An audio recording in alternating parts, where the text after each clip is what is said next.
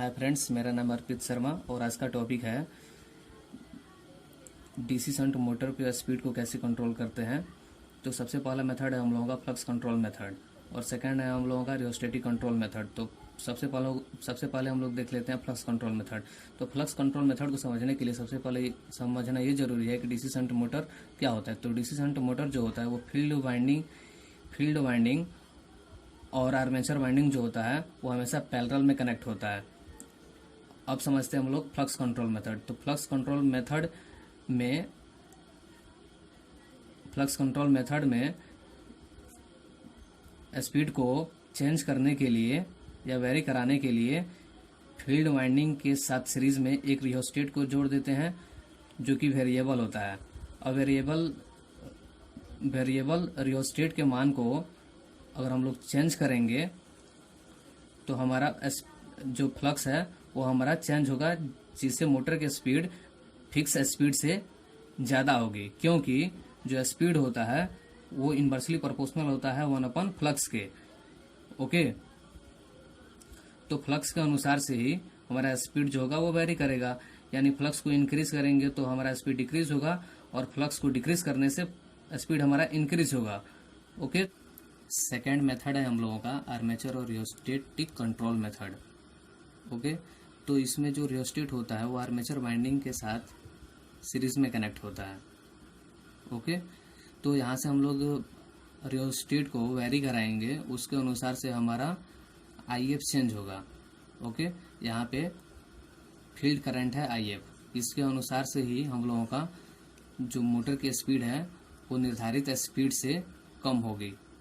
Full load पर किसी भी सीमा तक इसकी स्पीड को हम लोग आसानी से कम कर सकते हैं, जो कि आर्मेचर के सीरीज में जोड़े गए रेजिस्टेंस के परिमाण के ऊपर डिपेंड करती है। सेकंड टॉपिक है हम लोगों का method of speed control of DC series motor. Okay, तो डीसी सीरीज मोटर को स्पीड को कंट्रोल करने के लिए सबसे पहला मेथड है हम लोगों का फ्लक्स और फील्ड कंट्रोल मेथड। इसमें सबसे पहला आता है हम लोगों का बाई फील्ड डाइवर्टर।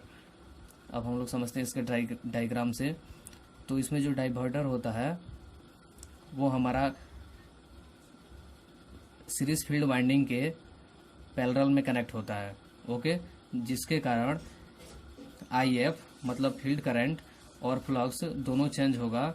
इसीलिए मोटर की स्पीड जो होगी स्टेबल वोल्टेज पर भी सामान्य रूप से ज़्यादा होगी। सेकंड नंबर है हम लोगों का बाई आर्मेचर डाइवर्टर।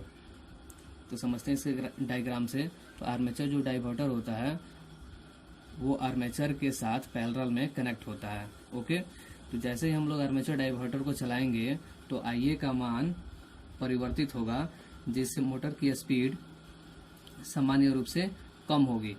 IA का मान जितना कम होगा उतना ही जो फ्लक्स होगा वो उतना ही अधिक होगा, जिससे जो टॉर्क होगा वो फ्लक्स और आर्मेचर के बाद भी स्टेबल रहेगा। सेकंड नंबर है हम लोगों का by tapped field control. Okay, तो समझते हैं इसके डायग्राम से। इसमें जो सीरीज फील्ड वाइंडिंग में कुछ हम लोग टैपिंग करते हैं कुछ इस प्रकार से। ओके, टैपिंग को चेंज करते हैं तो नंबर ऑफ टर्म्स जो होता है वो हम लोगों का चेंज होगा, जिससे फ्लक्स भी हम लोगों का चेंज होता है। फ्लक्स के चेंज होने से मोटर की जो स्पीड होती है वो अपेक्षित गति प्राप्त होती है मोटर की स्पीड में। ओके, यह विधि इलेक्ट्रिक ट्रैक्शन में भी इस विधि का यूज किया जाता है। सेकंड नंबर है हम लोगों का आर्मेचर करंट कंट्रोल मेथड। समझते हैं इसके डायग्राम से। तो सीरीज फील्ड वाइंडिंग के सीरीज में एक रेगुलेटर कनेक्ट होता है। जैसे हम लोग यहाँ से सप्लाई देते हैं, यहाँ पे पॉजिटिव है और यहाँ पे नेगेटिव है। ओके, तो जैसे ही हम लोग यहाँ पे सप्लाई देते हैं तो रेगुलेटर के कारण वोल्टेज हमारा कम होता है। वोल्टेज हमारा कम होगा तो IF मतलब आर्मेचर करंट का मान भी कम होता है, जिससे मोटर की स्पीड जो होती है वो हम लोगों की कम हो जाती है।